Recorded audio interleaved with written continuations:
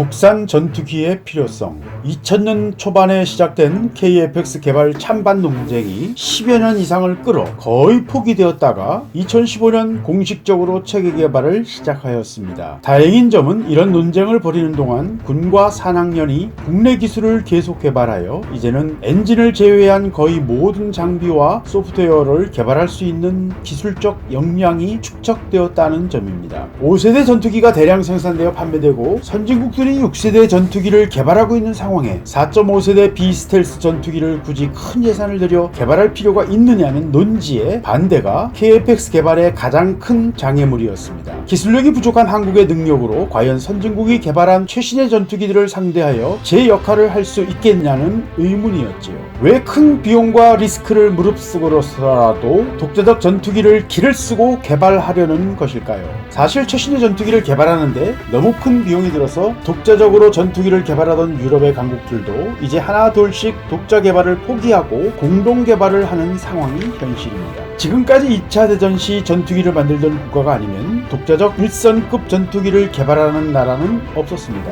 예외가 이스라엘이었지만 결국 이스라엘도 미국의 압력으로 독자 개발을 포기하였습니다. 유일하게 한국이 독자적인 전투기 개발에 도전하는 중입니다. 터키와 인도도 도전하고 있지만 전망이 밝지는 않습니다. 독자적 전투기를 개발해야 하는 이유 1. 독자적인 항공작전 능력을 배양하기 위해서는 전투기를 개발하여 기초를 다질 필요가 있습니다. 그렇지 않으면 영원히 사용자 입장에서만 싸울 수 있습니다. 스스로 개발한 무기는 원리부터 장단점 전체를 이해하며 운용할 수 있고 어떻게 운용하는 것이 우리 상황에서 최적인지 스스로 맞춰 나갈 수 있습니다. 또한 4세대 전투기를 개발하지 않고서는 다음 세대로 넘어갈 수 없습니다. 자국 상황에 맞는 필요한 무기를 개발 운용하기 위해서는 핵심 소프트웨어에 접근할 수 있는 전투기가 필요합니다. 특히 HCM, 전자전 장비, EMP 무기, 유사시 핵무기까지 그러합니다. 자국에서 개발한 전투기는 수명주기 비용으로 볼 때 훨씬 경제적입니다. 물론 이것은 일정 생산 수량의 충족 시에 그러합니다. 수리나 부품 공급 등의 후속 군수 지원이 매우 빠른 속도로 이루어질 수 있습니다.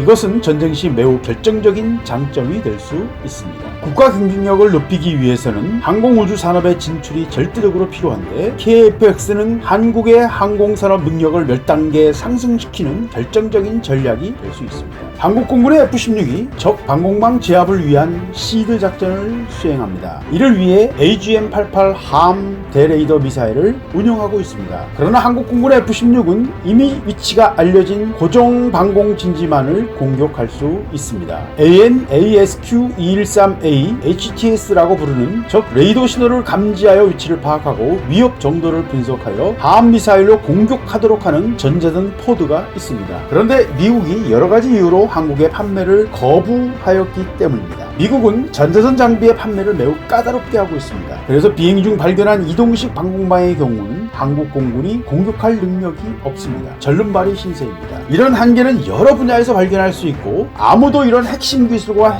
핵심 장비를 판매하지 않습니다. 한국군이 독자적으로 필요한 무기를 개발하여도 외국의 전투기에 통합하는 데는 수많은 기술적, 정치적 장애가 있습니다. KGGB를 개발했어도 전투기와 통합이 어렵기에 독자적 운용장치를 개발하여 무선으로 통제하는 편법으로 운용하고 있는 중입니다. 최근 이스라엘과 UAE가 수교하면서 UAE에게 F-35를 팔기로 하였습니다. 그런데 이스라엘이 강력하게 반발하면서 난관에 부딪혔습니다. 이에 미국은 UAE F-35를 이스라엘 레이더에 탐지되도록 다운그레이드하여 판매하는 방안을 제시하였습니다. 미군 F-16과 연합훈련을 하게 되면 미군 조종사들을 통해 한두 가지씩 우리에게 주어진 매뉴얼에는 없는 기능을 배우곤 합니다. 결코 같은 수준의 전투기가 아닙니다. 터키에 판매하려던 F-35를 미군이 운용하기 위해 대당 1000만 불 이상의 개조 비용이 들어갑니다. 미군용과 수출용은 동일한 기체가 아닙니다. 이게 현실입니다. 이런 식으로 국제 외교 관계에서는 무기 체계는 정치적인 목적으로 판매를 제한하거나 성능을 제한하기도 합니다. 미국이 그동안 한국에게는 여러 분야에서 일정 수준 성능이 제한된 무기를 판매해왔고 일본에게는 지난 70여 년간 공격무기 개발이 제한되어 왔습니다.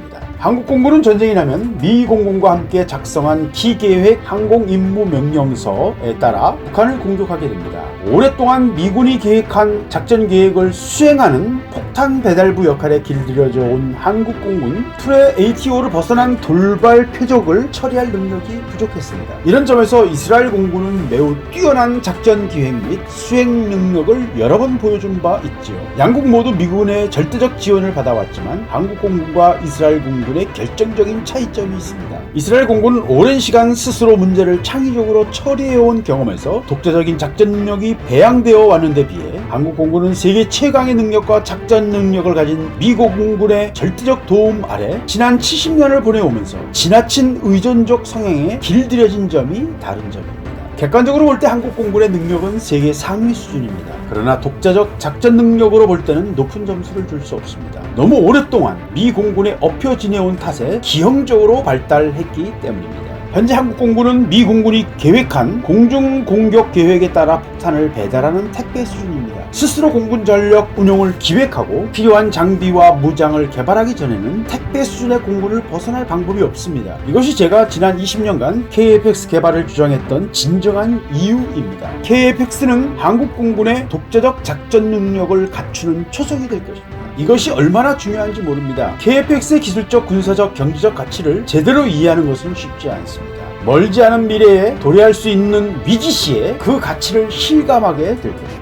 미국이 동북아에서 강하게 버티고 있을 때는 별로 문제가 되지 않을 수 있습니다. 그러나 미국은 국내 정치적 상황에 따라 주한미군 철수를 계속해서 추진해온 역사가 있고 현재 트럼프 정부도 주한미군 철수를 주장했던 바 있습니다. 미군이 한 발만 빼도 한국군은 독자적 작전 능력이 부족하여 우왕좌왕할 가능성이 매우 높습니다. 지금부터라도 한국군은 독자적 작전 능력을 갖춰 나아가야 합니다. 우리가 독자적 방위 능력을 갖춰 나가지 않으면 위기시 중국에게 안보를 의존하자는 좌파 진영의 주장에 솔깃하게 될 것이고 이 결과 우리는 중국의 속국이 될 가능성이 높습니다. 이미 오래전부터 중국은 한반도를 수복해야 할 자신들의 영역으로 주장해오고 있습니다. 동북아에서 한반도를 향한 영토적 야심이 없는 나라는 미국이 유일합니다. 독자적 전투기를 개발한다는 것은 종합적인 국력을 반영하는 것으로서 국제사회에 상당한 정치적 영향력을 가진 게임의 참여자가 된다는 것을 의미합니다. 한국이 독자적인 전투기를 개발할 실력이 있더라도 세계 1등부터 4등이 모여있는 동북아에서는 최약소국임의 변함이 없으므로 최대한 오랫동안 패권국 미국과의 동맹관계를 유지하고 발전시켜야 합니다. 패권에 도전하는 중국을 견제하기 위해 미국은 지금까지 수비 역할만 허락되었던 일본을 재무장시키려